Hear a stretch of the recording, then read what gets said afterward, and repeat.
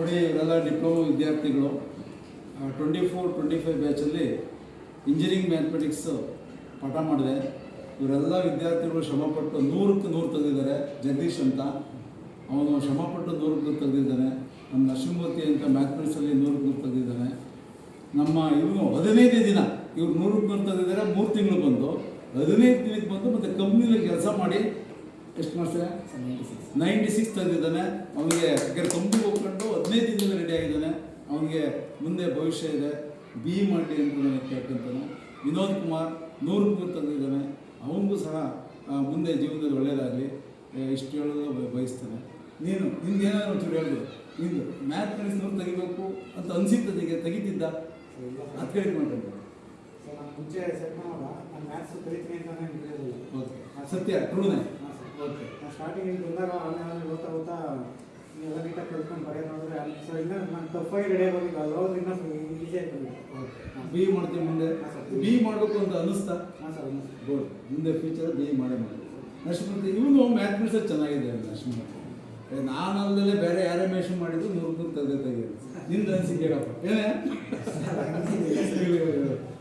ನನಗೆ ಓದೋಕ್ಕೂ ಬರೆಯಲ್ಲ, ಬರೆಯೋದಕ್ಕೂ ಬರೆಯಲ್ಲ ನೀಟಾಗಿ. ಅರ್ಧ ಎಲ್ಲ ಕಲ್ತಿರೋದು.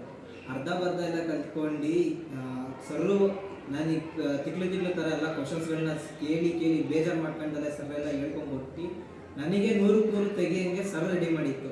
ಬೇರೆ ಇನ್ಯಾವ ಸರ್ರು ನಾನು ಇದು ಮಾಡಿದ್ದಿದ್ರೆ ಯಾರು ಒಟ್ಟ ಬಿಡೋದಿಲ್ಲ ಅಂತ ಹೇಳ್ಬಿಡ್ತಿದ್ದೆ. ಸರ್ ಒಬ್ಬರಾಗಿರೋದಕ್ಕೆ ಒಟ್ಟ ಪ್ರಶ್ನೆ ಚೆನ್ನಾಗಿ ಕೇಳೋದು, ಪ್ರಶ್ನೆ ಮಾಡೋದು ಬಯಸ್ಕೊಂಡು ಪ್ರಶ್ನೆ ಕೇಳೋದು.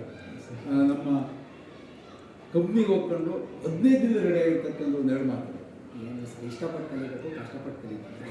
ಈಗ ಸುಪ್ಪೇರಕ್ ಅಂತ ಇದೆಯಾ, BE ಮಾಡಿ ಚಿಕ್ಕ ಏಜ್ಗೆ ಕೆಲಸ ಮಾಡಿ ಬಟ್ BE ಮಾಡಿ. ವಿನೋದ್ ಪಾವಡವೇ ನೀನು ನಿನ್ನ ಅನಿಸಿಕೆ ಹೇಳ. ನೀನು ಹೆಂಗೆ ಬಂದೆ? ನೀನು ಈ ಥರ ಪಾಸಾಗಿ ನಾನು 100ಕ್ಕೆ 100 ತೆಗಿತೀನಿ ಅಂದ್ಕೊಂಡಿದ್ದ? ಹಾಂ, ನಾನು ನನಗೆ ಫಸ್ಟಿಂದ ಸ್ವಲ್ಪ ಮ್ಯಾಥ್ಸ್ ವೀಕಿಲ್ಲ ಸರ್, ಆಗ್ತಿರಲಿಲ್ಲ. ಹಾಗೆ ಎಷ್ಟೋ ಟ್ರೈ ಮಾಡಿದೆ, ಆದರೆ ಲಾಸ್ಟ್ ಅಟೆಂಪ್ಟಲ್ಲಿ ಸ್ವಲ್ಪದಲ್ಲಿ ಹೋಗಿತ್ತು.